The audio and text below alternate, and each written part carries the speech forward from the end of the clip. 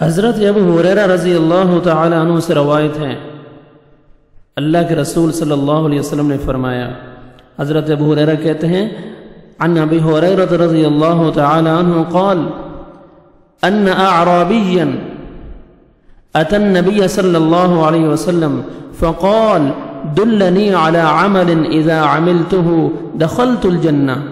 اے اللہ کے رسول صلی اللہ علیہ وسلم، حضرت ابو ہریرہ کہتے ہیں ایک دیہاتی نبی کریم صلی اللہ علیہ وسلم کی خدمت میں حاضر ہو کر عرض کرتا ہے، اے اللہ کے رسول مجھے کوئی ایسا عمل بتائیے جس کی وجہ سے مجھے جنت نصیب ہو جائے، یا میں جنت میں جا سکوں، جنت میں داخل ہو جاؤں۔ اللہ کے نبی صلی اللہ علیہ وسلم نے فرمایا، تعبد اللہ ولا تشرک بہ شیئا، تو اللہ کی عبادت کر، اس کے ساتھ کسی کو شریک مت کر۔ وتقیم الصلاة المکتوبہ، نمازوں کی پابندی کر تو۔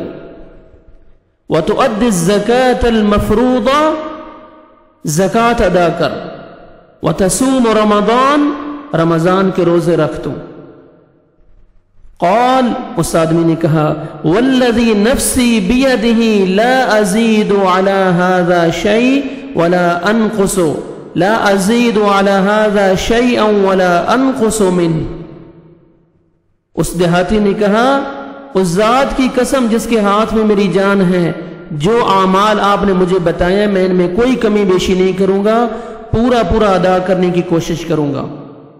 فلما ولا قال النبی صلی اللہ علیہ وسلم، جب وہ پلٹنے لگا، جانے لگا، اللہ کے نبی صلی اللہ علیہ وسلم فرماتے ہیں، من سرہ ان ينظر الى رجل من اہل الجنہ، جو چاہتا ہے کہ میں جنتی آدمی کی زیارت کروں، فَلْيَنْظُرْ إِلَىٰ هَذَا، تو اس شخص کی زیارت کرنی چاہیے اسے۔